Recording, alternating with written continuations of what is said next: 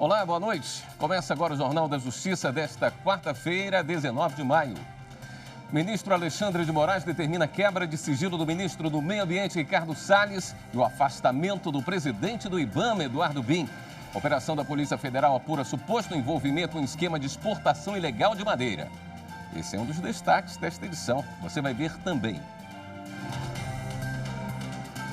STF começa a julgar se a empresa pode demitir em massa sem negociação coletiva com o Sindicato dos Trabalhadores. Supremo declara que lei do Distrito Federal que garante a autonomia da Polícia Civil é inconstitucional. Superior Tribunal de Justiça decide que vídeo do Porta dos Fundos não ofendeu a imagem do Botafogo.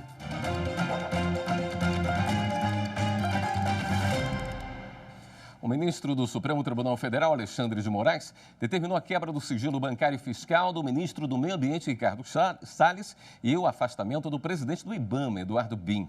O ministro autorizou também outras medidas cautelares em operação da Polícia Federal, que apura suposto esquema de exportação ilegal de madeira. As investigações da Polícia Federal começaram em janeiro deste ano, a partir de informações de autoridades estrangeiras sobre suposto desvio de conduta de servidores públicos brasileiros em exportações de madeira para os Estados Unidos e Europa. Na ação de hoje, foram cumpridos 35 mandados de busca e apreensão no Distrito Federal e nos estados de São Paulo e Pará.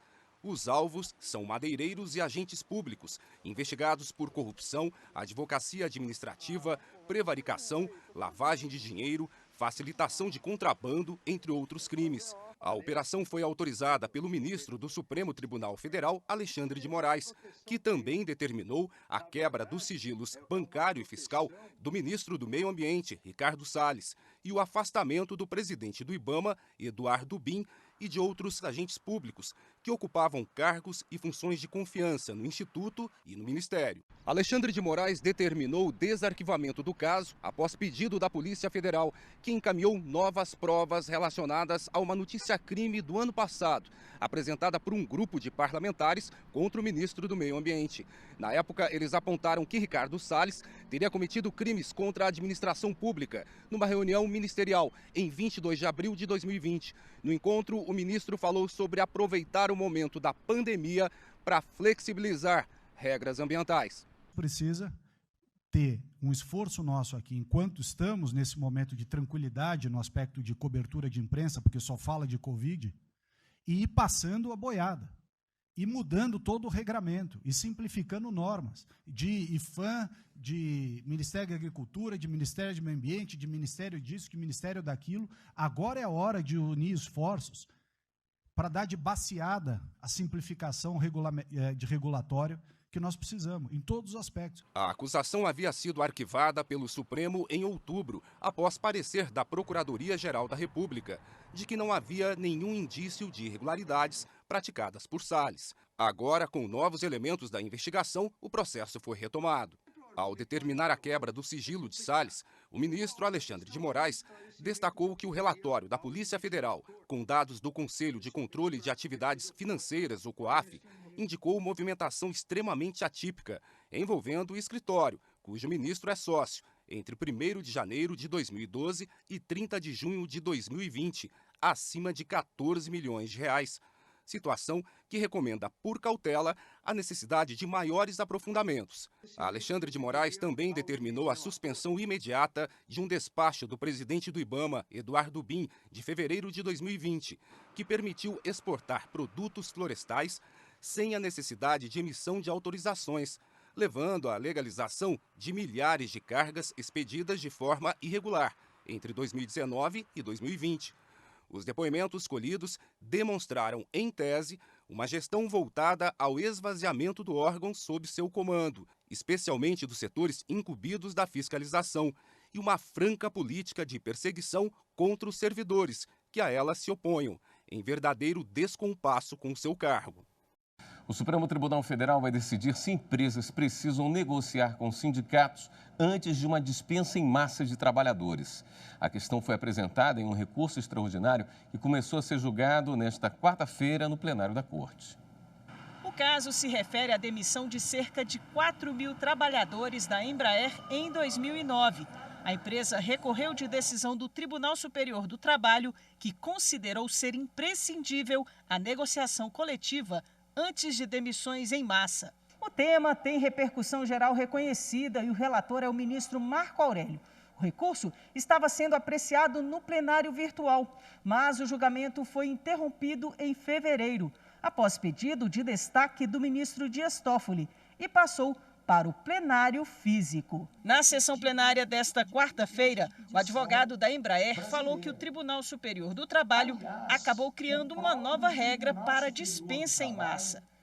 O Pleno do Tribunal Superior do Trabalho, em sessão realizada ao final de 2017, revisitou a matéria e reescreveu a sua jurisprudência, fixando o entendimento que o dissídio coletivo de natureza jurídica é via inadequada para o questionamento de demissões coletivas. O advogado do Sindicato dos Metalúrgicos de São José dos Campos argumentou que a Constituição prevê negociação para redução de salário e isso também se estende à demissão.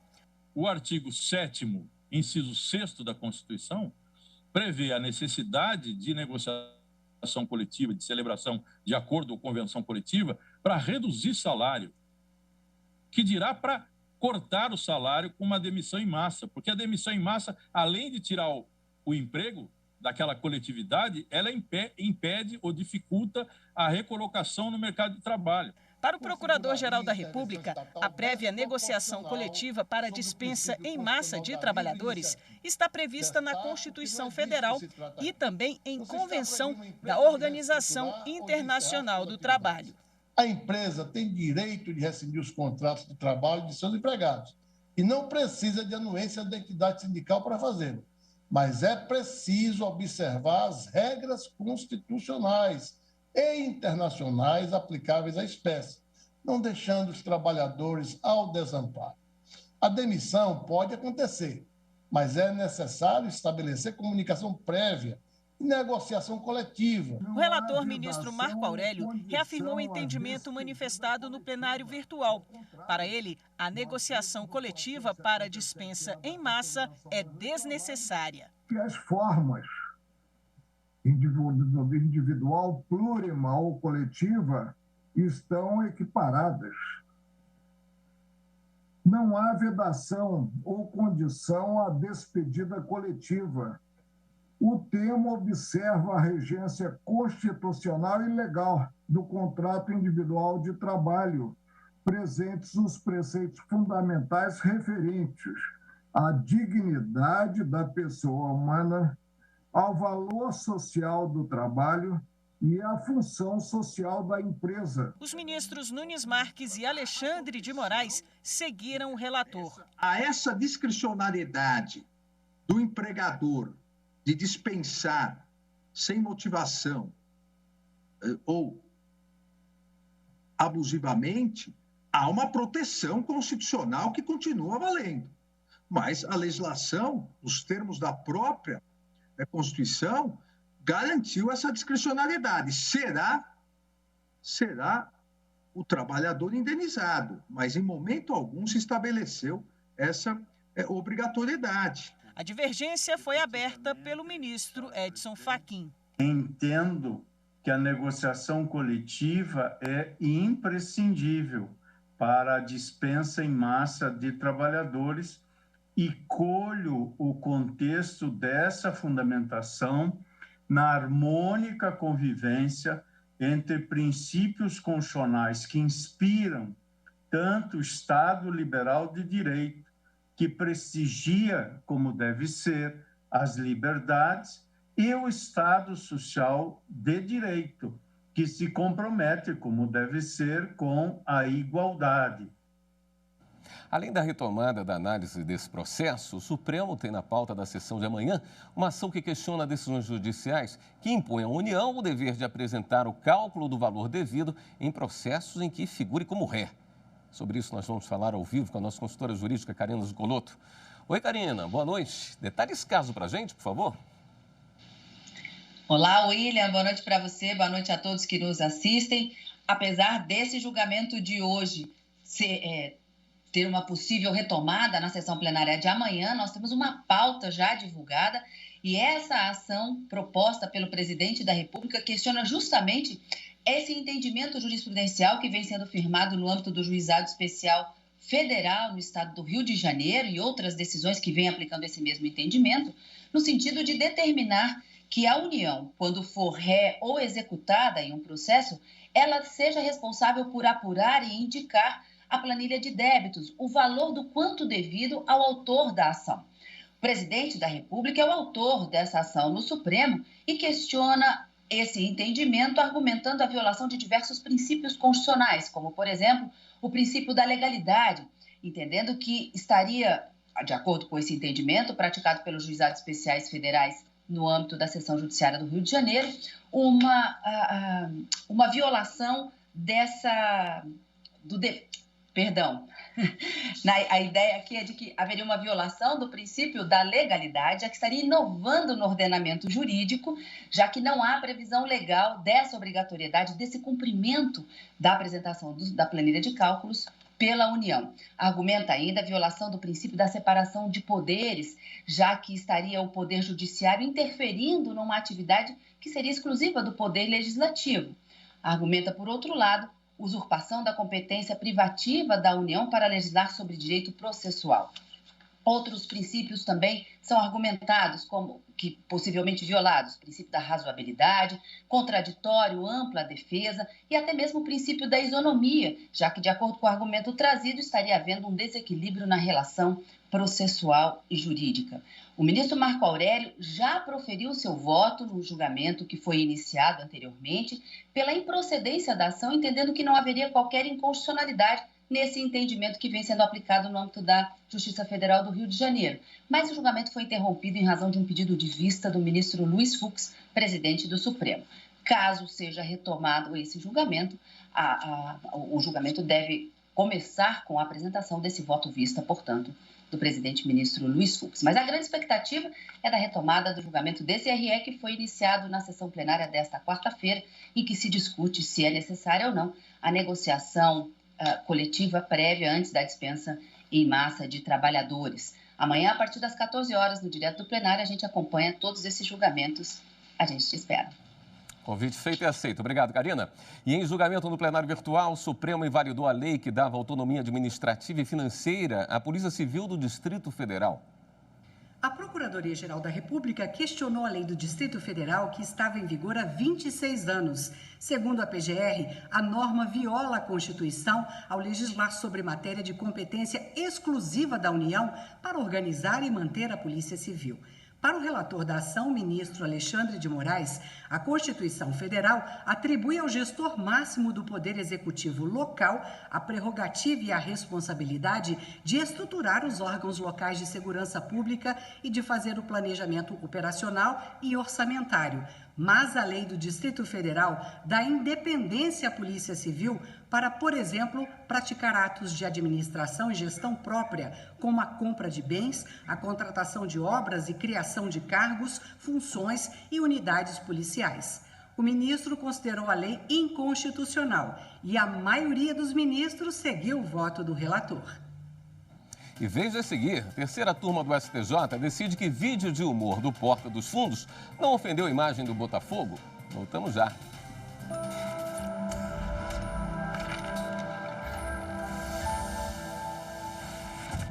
Certamente, a nossa Constituição Federal ela é importantíssima para organizar a sociedade.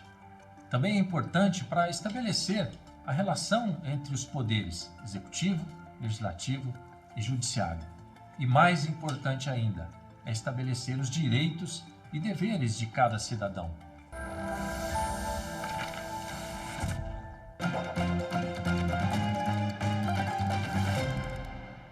A terceira turma do Superior Tribunal de Justiça entendeu que um vídeo de humor da produtora Porta dos Fundos não violou a imagem nem causou lesão moral ou material ao clube Botafogo de Futebol e Regatas.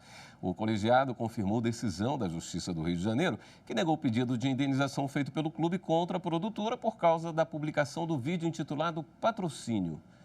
No recurso especial apresentado ao STJ, o clube alegou que a marca do Botafogo não poderia ter sido utilizada sem autorização e que o vídeo causou abalo moral e material, porque teria atribuído ao Botafogo a condição de time de menor importância.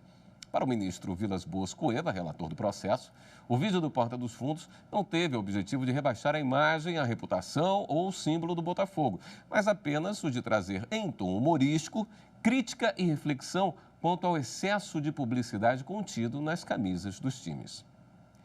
O Tribunal de Justiça do Rio Grande do Sul vai ter que convocar novos juízes para analisar um recurso que não teve julgamento unânime. A decisão do Superior Tribunal de Justiça, que aplicou a técnica do julgamento ampliado. A segunda turma do STJ deu parcial provimento ao recurso especial de uma empresa atacadista e determinou o retorno do processo ao Tribunal de Justiça do Rio Grande do Sul para que seja realizado o julgamento ampliado da apelação. Isso porque os ministros entenderam que a técnica de ampliação do colegiado, prevista no Código de Processo Civil, também se aplica ao julgamento não unânime de apelação interposta em mandado de segurança. No acórdão recorrido, o TJ do Rio Grande do Sul negou por maioria o mandado de segurança impetrado pela empresa que buscava o cancelamento da cobrança de débito de ICMS em valor superior a 6 milhões de reais, gerado pelo regime de substituição tributária. No STJ, o recorrente alegou que o artigo 942 do Código de Processo Civil não estabelece nenhum impedimento à aplicação da técnica de ampliação do colegiado no âmbito de mandado de segurança e que, no entanto, ela não foi adotada pela Corte de Segundo Grau. No voto, o relator do recurso especial, ministro Francisco Falcão, afirmou que a lei do mandado de segurança nada diz quanto à modalidade de julgamento a ser adotada na hipótese de acórdãos não unânimes e destacou o precedente da primeira turma favorável à aplicação do julgamento ampliado em mandado de segurança. De acordo com o ministro, o objetivo da técnica de ampliação do colegiado é permitir o aprofundamento do exame de controvérsias recursais, sejam fáticas ou jurídicas. A Escola Judiciária Eleitoral do TSE promoveu a primeira jornada de Direito Eleitoral. Com o apoio da Academia Brasileira de Direito Eleitoral e Político, o evento busca reunir as interpretações das normas do direito eleitoral, considerando as inovações legislativas, doutrinárias e jurisprudenciais. Participam professores, magistrados, membros do Ministério Público, advogados, servidores da Justiça Eleitoral e especialistas convidados em diversas etapas. Em sessão plenária, a jornada aprovou 66 novos anunciados, que são resumos dessas interpretações do direito eleitoral. No total, foram apresentadas 253 propostas avaliadas em 8 comissões de trabalho. O evento foi coordenado pelo vice-presidente do TSE, ministro Edson Fachin. Com autorização da Justiça, a Polícia Civil do Distrito Federal realizou hoje uma operação para identificar e reprimir fraudes a concursos públicos na capital do país. A última fase da investigação apura irregularidades no concurso da Secretaria de Saúde, realizado em 2015. Os policiais cumpriram 7 mandados de prisão temporária e 7 mandados de busca e apreensão. Sendo 4 deles servidores, que aparentemente ingressaram ilicitamente nos quadros da instituição, e outros 3 suspeitos de estarem envolvidos nessas fraudes, sendo que na residência de um deles foi encontrada também uma espingarda ilegal. Ele acabou sendo também preso em flagrante pela posse ilegal dessa arma de fogo. Os suspeitos podem ser indiciados por crimes de fraude a certame, organização criminosa, uso de documento falso e corrupção ativa, cujas penas somadas podem ultrapassar 30 anos de prisão. O Tribunal de Justiça do Distrito Federal manteve condenação da Companhia Hidrelétrica do São Francisco e a CESP vai ter que pagar 432 milhões de reais por danos materiais e lucros cessantes por causa de prejuízos causados pelo atraso na entrega das instalações do parque eólico. O Tribunal de Justiça do Distrito Federal acolheu o recurso das empresas geradoras de energia que ficaram impedidas de operar e tiveram de comprar a energia de outras empresas para cumprir contratos anteriores. E no próximo bloco, saiba como foi o primeiro dia do Colóquio Jurídico Brasil OEA, Boas Práticas do Direito Brasileiro. Depois do intervalo.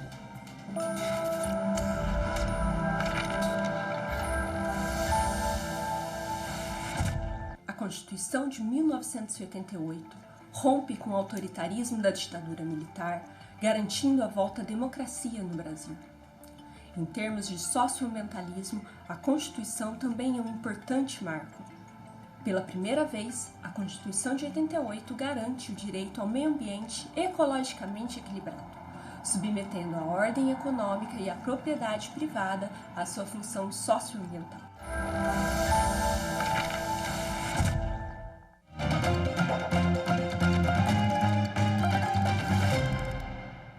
O Conselho Nacional do Ministério Público lançou hoje o Prêmio Respeito e Diversidade.